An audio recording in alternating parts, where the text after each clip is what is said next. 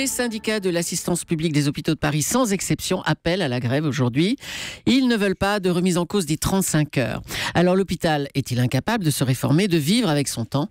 C'est la question qui fâche de 7h15 sur Europe 1. Et pour y répondre, je reçois Philippe Martinez. Bonjour. Bonjour. Vous êtes le secrétaire général de la CGT. Ça fait des années, Philippe Martinez, que tout le monde dit que les 35 heures ont complètement désorganisé l'hôpital. Martin Hirsch, le directeur général de l'assistance publique des hôpitaux de Paris, veut réorganiser tout ça. Il dit allons-y, mettons-nous autour de la table. Et qu'est-ce que vous faites? Vous n'allez pas aux premières réunions de discussion. Est-ce que c'est la bonne méthode, ça? La première chose, c'est que tout le monde ne dit pas qu'il y a un problème avec les 35. Le problème, c'est les 35 heures. Il y a un problème de moyens à l'hôpital, il y a un problème d'emploi à l'hôpital. Donc voilà, ça c'est la première chose. Donc nous, et il y a un hôpital qui a été désorganisé par les 35 heures qui sont entrées en vigueur en 2002. Pas à cause des 35 heures, à cause des mauvaises réponses du gouvernement autour de la mise en place des 35 heures. Il y a, vous le savez, eu plusieurs plans d'économie. Il y a un problème de moyens matériels à l'hôpital, il y a un problème de moyens humains, et c'est ça le problème. Il y a eu un nouveau plan d'économie qui a été annoncé de 3 milliards d'ici 2017. 3 milliards, dont 850 millions pour l'hôpital, ce qui va se traduire par 22 000 postes de nouveau supprimés. Il y a un niveau de précarité très important à l'hôpital. Voilà, c'est ça les vrais problèmes. Alors là, vous êtes d'accord avec Martin Hirsch, parce qu'il dit que lui, sa priorité, c'est de préserver l'emploi et d'éviter de couper dans les effectifs compte tenu du cadre budgétaire que vous avez défini. Il dit, si ça ne se fait pas, si on ne réorganise pas l'hôpital, il y aura 4000 emplois en moins au lit du malade d'ici 3 ans. Vous êtes prêt à assumer ça? 22 000 postes supprimés, c'est pas ce qu'on appelle préserver l'emploi. Il y a tous les ans des coupes sombres dans les effectifs de l'hôpital. Ça, c'est un accroissement de la précarité. Donc, si la discussion porte autour d'augmentation des moyens pour l'hôpital, d'augmentation des effectifs dans l'hôpital, nous, on est prêt à discuter. D'ailleurs, la CGT a fait des propositions très concrètes lors de la première réunion. Oui, mais sauf que là, il y a un cadre budgétaire. L'hôpital doit faire des économies. Il est imposé par l'État. Il y a un problème de savoir s'il y a de l'argent ou non dans ce pays. Nous, on dit il y a de l'argent, mais il faut que cet argent public, parce que c'est de l'argent public, dont beaucoup va à des exonérations de cotisations pour les entreprises privées, d'ailleurs les très grandes entreprises qui n'ont pas besoin de cet argent, cet argent, il doit être réaffecté dans le service public et notamment dans le service public de santé. Donc de l'argent, il y en a. Philippe Martinez, qu'on va très vite arriver, et vous êtes déjà avec Martin Hirsch dans un dialogue de sourds. En attendant, il y a le personnel qui reconnaît une tension, des conditions de travail très désagréables, et c'est vrai que c'est dur pour le personnel de l'hôpital aujourd'hui. Laurent Berger, votre confrère de la CFDT, dit l'hôpital est au bord du burn-out. Alors qu'est-ce qu'on fait? On se dit l'État a qu'à mettre beaucoup d'argent qu'il ne mettra pas, on le sait, on laisse pourrir, on laisse mourir le malade, qu'est-ce qu'on fait? Vous posez un préalable, c'est que l'État ne mettra pas d'argent. Pourquoi?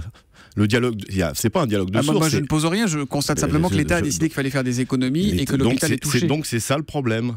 On ne peut pas continuer à faire des économies sur l'hôpital. On ne peut pas. Donc il faut que l'argent qui existe dans ce pays soit réaffecté dans les services publics et notamment à l'hôpital. Et vous parlez de dialogue de sourds. Moi, pour l'instant, il y a un sourd.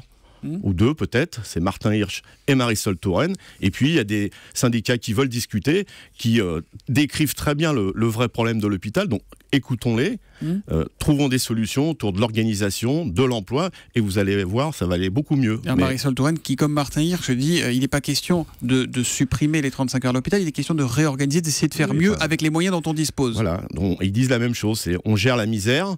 Et c'est au personnel de supporter la suractivité, les pressions, les mauvaises conditions de travail. Donc ils disent la même chose en fait. En attendant, l'hôpital s'affaiblit. Si on continue sur cette voie-là, ça sera plus de cliniques, plus de privés, plus d'inégalités. C'est perdant pour tout le monde. Non, mais on ne peut pas à chaque fois opposer cette question-là. Il y a besoin de donner, c'est l'hôpital public qui a besoin de donner des moyens à l'hôpital.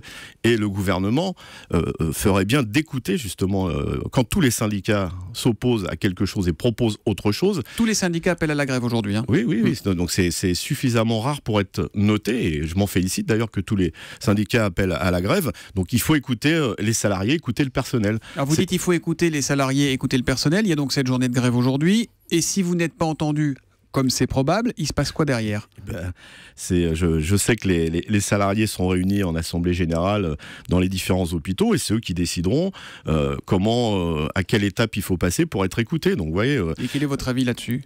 Je pense que plutôt que de continuer dans ce dialogue de sourds où le gouvernement dit on vous entend mais il continue à faire la même chose, il y a besoin de donner un signe fort, c'est-à-dire d'écouter, de travailler sur des propositions concrètes, je l'ai dit, par exemple que tous les précaires précaires soient embauchés à l'hôpital. Ça serait une première mesure immédiate, importante. Et puis qu'on discute d'organisation. Vous vous rendez compte qu'il y a un océan entre ce que vous dites et ce que dit le gouvernement aujourd'hui? C'est qu'on peut bien vous mettre à la même table, vous ne parlez pas la même langue.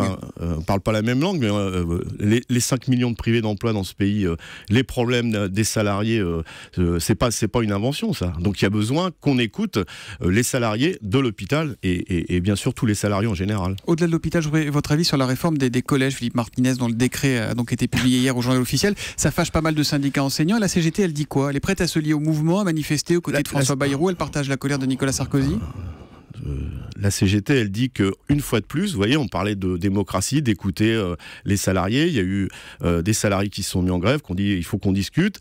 Eh bien, on fait un passage en force par décret. Ouais, ça c'est le vrai problème du gouvernement, c'est-à-dire vous parliez de dialogue de sourds, et ben on prend des décisions sans écouter. C'est plus dur que de travailler avec le gouvernement de Manuel Valls qu'avec un gouvernement de droite aujourd'hui. C'est un problème que le gouvernement actuel n'écoute pas plus les salariés. Ça nous rappelle quelques mauvais souvenirs. Et la réponse, c'est quoi? C'est un mouvement social à venir? C'est une mobilisation? Il y a effectivement des luttes dans les entreprises, dans un certain nombre d'entreprises, notamment sur la question des salaires. D'ailleurs, la CGT lance une campagne pour l'augmentation des salaires.